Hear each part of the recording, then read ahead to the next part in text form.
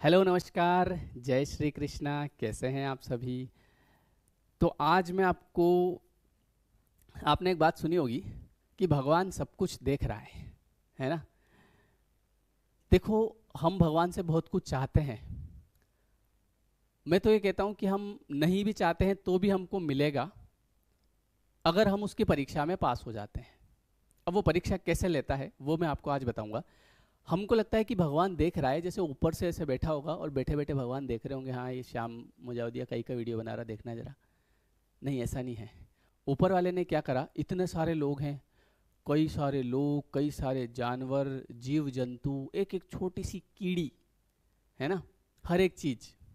हालांकि जानवरों का कर्म इंक्लूड नहीं होता है। कर्म जो होता है ना वो केवल इंसान का होता है। जानवर भोगने आते हैं, केवल जानवरों की जो योनि होती है ना, कुत्ते, बिल्ली, गधे, जितने भी हैं, ये सब केवल इनके कर्म भोगने के लिए आते हैं। और एक होता है देव शरीर, देवलोक होता है, वहाँ पे जो अच्छे कर्म करते हैं, केवल अच्छे अच्छे कर्म, वो लोग वहाँ जाते हैं और वो भी केवल कर्म भोगते हैं बस। वो मजा, मतलब वो मजे में भोगते हैं, मस्त, कोई दिक्कत नहीं है। उनके वो टेंशन वाली नस नहीं होती ऊपर, समझ गए आप? जिसमें अपने टेंशन हो जाती है ना एकदम से, उनके कोई वो वैसी होती नहीं, वैसा कुछ होता ही नहीं टेंशन जैसा। सब बड़े आनंद में चलता है। और एक होते हैं जानवर। तो ये जो जानवर होते हैं ये केवल भोगने के लिए आते हैं बस। इन्होंने जितने भी, हम जब इंसान रूप में जब ये थे और जो इन्होंने गलत कर्म किए, तो उसका फल इनको इस तरीके से मिला कि उसको कुत्ता बना दिया। बस वो 10 साल 20 साल पूरा भटकता फिरेगा, इधर उधर रोटी मांगता फिरेगा, और पूरा जीवन उसका केवल भूख मिटाने में निकल जाएगा और डंडे खाने में और पत्थर खाने में निकल जाएगा। तो ये भोगने के लिए आते हैं।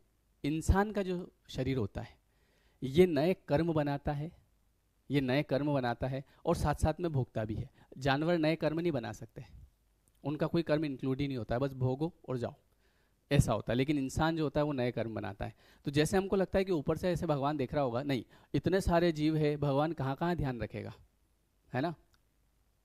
पता नहीं कहाँ कहाँ लोग हैं, कहाँ कहाँ रह रहे हैं, क्या क्या है। तो भगवान ने क्या सिस्टम कर रखा है कि भगवान आपके स्वयं के अंदर बैठा है, या फिर यूँ समझ लो कि आपके अंदर एक चिप लग रही है, टेक्निकल भाषा में बात करें।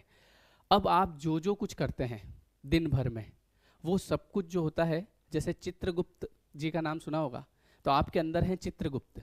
वो गुप्त तरीके से आपको पता भी नहीं चलता है।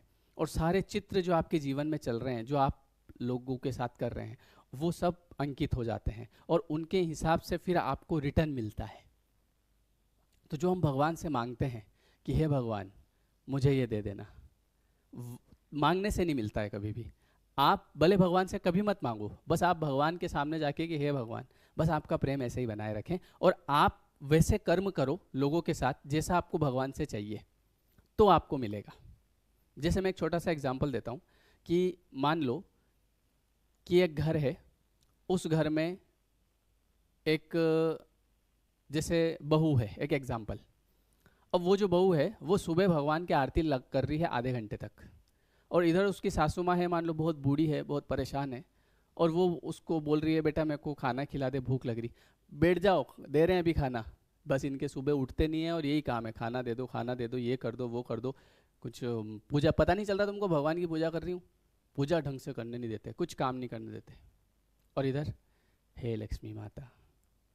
अब इंसान ये नहीं समझ रहा है कि उसको जो मिलेगा वो ऐसा थोड़ी कि जैसे हम भगवान की मान लो आधे घंटे पूजा कर रहे हैं तो भगवान ऊपर बैठा, हाँ बेटा आधा घंटा हो गया, बहुत परिश्रम किया तूने, ले तुझे देता हूँ। नहीं, उधर जो सामने जो आपकी सासू माँ थी, जो कि स्वयं ये समझ लो कि वो कुछ मांग रहे थे आपसे।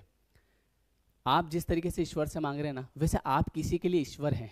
कोई बूढ़ा व्यक्ति आपके घर में है, उसके लिए आप स्वयं ईश्वर हैं। आप उसको किस तरीके से दे रहे हैं, कैसा दे रहे हैं, वैसा आपको मिल जाएगा। ये सिस्टम है। तो वो जो आप कर रहे थे ना अभी, इधर चुपचाप बैठ जाओ, दिन भर यही काम है, इनको खिलाते रहो, ये करते रहो, वो सब रिकॉर्ड हो रहा है, एज इट इज रिकॉर्ड हो रहा है। और वो जैसा रिकॉर्ड हो रहा है वैसा का वैसा रिटर्न आपको मिलेगा विथ इंटरेस्ट। इधर आपने आधे घंटा पूजा करी, इसकी कोई वैल्यू ही नहीं है। आप समझो इस बात को, है ना? क्यों? क्योंकि आप वहां पे क्या है कि आपका स्वार्थ छिपा हुआ है इधर। आपको लग रहा है भगवान की पूजा कर देंगे, वो दे देंगे।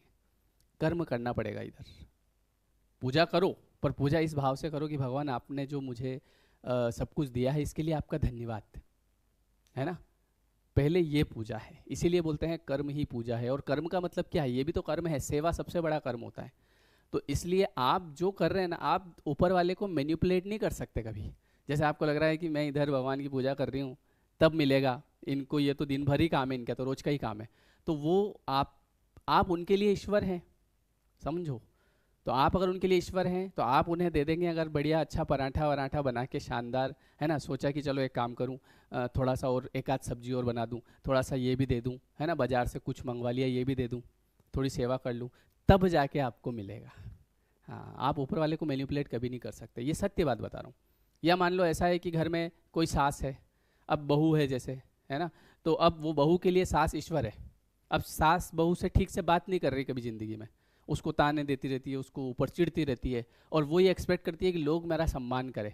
उसका सम्मान कभी नहीं होगा, क्योंकि पहले आपको देना पड़ेगा फिर आपके साथ होगा। मतलब हर समय आपकी परीक्षा हो रही है। एक बार क्या हुआ कि जैसे आपने एक चीज़ देखी होगी कि लोग बोलते हैं कि वो गाय के बारे में, गाय माता का फोटो लगा है घर में, ठीक है, उसके अंदर सभी तरह के देवी देवता, और जब पूजा पाठ करते होंगे तो वो गाय के भी ऐसे अगरबत्ती लगाते होंगे, है ना, और जैसे अगरबत्ती लगाई और अगरबत्ती लगा के बाहर गई तो बाहर देखा एक गाय खड़ी है, लकड़ी रख रखी होती है घर के वहीं, उसके 2 और 3 लगाई लकड़ी की, है ना।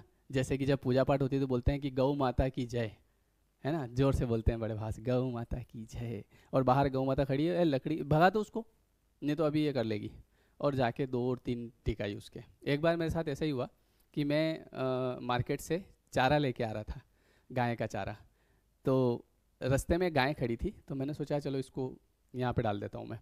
तो एक घर था, उस घर के जस्ट सामने जगह थी, प्लॉट था खाली, तो मैंने वहाँ पे जैसे ही चारा डाला तो अंदर से एक महिला निकल के आई, अरे अरे क्या कर रहे हो क्या कर रहे हो। मैंने कहा क्या हो गया आंटी जी। बोले आपको खिलाना हो तो आपके घर जाके खिलाओ, यहाँ रास्ते में डाल जाते हो, फिर ये गाय रोज यहाँ आती है, हमको परेशान करती है, ये करती है वो करती है। और मुझे लगता है कि वो जो लेडी है उसने या तो सुबह वो पूजा करी होगी या शाम को भगवान को आरती लगाई होगी, हे भगवान मेरी ज़िंदगी में मुझे अच्छा बढ़िया सब कुछ देना, है ना, बस आपका ही आशीर्वाद है। भाई स्वयं साक्षात भगवान आपके घर पधारे थे तो आपने तो कुछ खिलाया नहीं उनको, और जो दूसरा खिला रहा था उसको भी आप मना कर रहे हैं, आपको उससे परेशानी हो रही है। तो वैसे भगवान को भी आपसे परेशानी होगी, तो दूर रहे यार दीदी। जब आप अगरबत्ती लगाते होंगे ना तो भगवान कहते होंगे यार ये कहाँ है, कौन आ गई आ रही है ना, समझ गए। जो आप दे रहे हैं वो आपको रिटर्न में मिल रहा है। तो इसलिए हर समय आपकी परीक्षा हो रही है। आप हमेशा ध्यान रखना, सुबह जब उठते हो आपके सामने कोई गाय आ जाए, आपके घर के सामने कुछ रोटी पड़ी हो तो उसको खिलाओ, कुछ भी रखा हो तो खिलाओ। नहीं खिला पा रहे, नहीं है सर हमारे पास तो रोटी है ही नहीं, कोई बात नहीं, उसको प्यार से पुचकारते हुए आप आगे भेज दो। लोग क्या करते हैं, लकड़ी रखते हैं और जोर जोर से मारते हैं उसको, बेचारी ऐसी तबीयत से मारते हैं, कभी कभी मैं देखता हूँ तो मेरे को ऐसा लगता है जैसे मेरे लग रही हो। मेरे को बड़ा वो होता है अंदर से कि ये मारते क्यों हैं, मतलब लोग करते हैं ऐसे, बहुत सारे लोग आपने देखा होगा। फिर उनके साथ भी वैसा ही होता है, वो बच थोड़ी सकते हैं, कहीं ना कहीं कोई ऐसा व्यक्ति उनके परिवार में आ जाएगा, है ना, कि जो जब वो बूढ़े होंगे फिर उनको पड़ेगी। हाँ ऐसा होता है, हर चीज़ रिटर्न आएगी। तो इसलिए आप ये देखो कि दिन भर में आपके सामने कोई छोटा बच्चा आ गया, दीदी भैया 5 रुपए दे दो, आप दे पा रहे हो तो ठीक, नहीं तो उसको प्यार से बेटा अभी नहीं है बाद में आ जाना। कई सारे तो उनको भी जोर जोर से चिल्ला देते हैं। आपकी सुबह से लेकर शाम तक जो लोग हैं आपके घर में हैं, चाहे आप बाहर हैं, जो भी हैं, आपकी परीक्षा हर समय हो रही है। आप अपने, जैसे कई बार होता है घर के लोगों को हम कुछ नहीं समझते, बोले ये तो अरे ये तो रोज का ही काम है, इसके तो नाटक करता है, ये तो ये करता है। आप उनमें ईश्वर देखना शुरू कर दो। भले आप भगवान की पूजा 1 मिनट कर दो, बस अगरबत्ती घुमा दो, एक बार घुमा के लगा दो, बाकी घर में जो भी लोग हैं, है ना, तो आप उनमें ईश्वर देखना शुरू कर दो, आपको इतना मिलेगा आप संभाल भी नहीं पाओगे। लेकिन लोग इन परीक्षाओं में फेल हो जाते हैं, उनको पता ही नहीं है कि मेरी परीक्षा हो रही है, उनको लगता है तो रोज का ही नाटक इनका, ऐसा होता है। और सबसे बड़ी चीज़ याद रखना, सेवा अगर आपके जीवन में है, आपके घर में कोई ऐसा व्यक्ति है जो सेवा मांग रहा है, भले वो आपको गालियाँ दे रहा है, सेवा कर लो। आगे आपके आने वाले समय में ऐसा होगा कि आपके बच्चों को या आपको सामने से काम मिलेगा, ये नियम है। लोग क्या करते हैं, बचते हैं इन चीज़ों से, मैं बच लूँ, बच नहीं पाओगे, आप बचोगे तो आगे परेशान हो जाओगे। इसलिए सेवा परमो धर्म।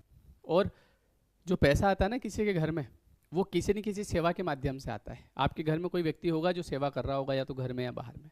इसलिए हमेशा याद रखिए, आज से ध्यान रखना कि हर समय आपकी परीक्षा हो रही है।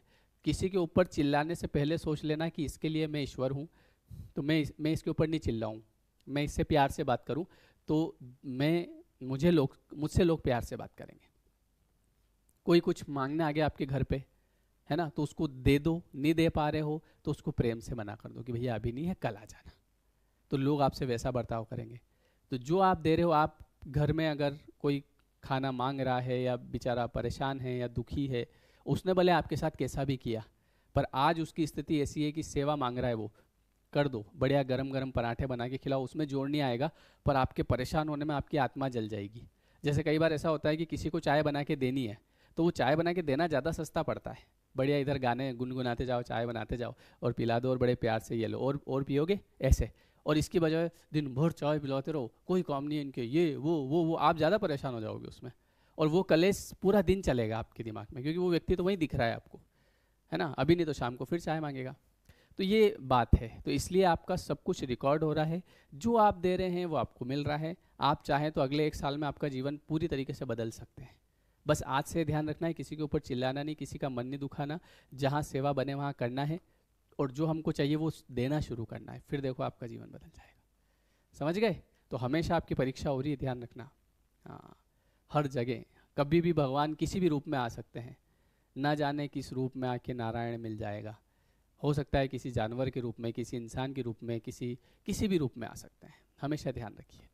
ठीक है, वीडियो कैसा लगा कमेंट करके बताइए, ताकि इस तरह के जो कंटेंट है मैं आपके लिए और लेके आता रहूँ। थैंक यू, जय श्री कृष्ण। मिलते हैं फिर नेक्स्ट वीडियो में, है ना। जो नए लोग हैं वो सब्सक्राइब कर लीजिएगा, लाइक करिएगा, और अपने दोस्तों में, फैमिली में वीडियो को शेयर कीजिएगा, ताकि उनको भी पता चले। क्योंकि ये चीज़ें ऐसी है ना, देखो, ज्ञान जितना आप स्प्रेड करोगे उतना आपको फ़ायदा मिलेगा। जितने लोग सुधरेंगे तो वो आपको ब्लेस करेंगे कि चलो इसकी वजह से मुझे ये बात पता चली। Thank you everyone, thank you so much.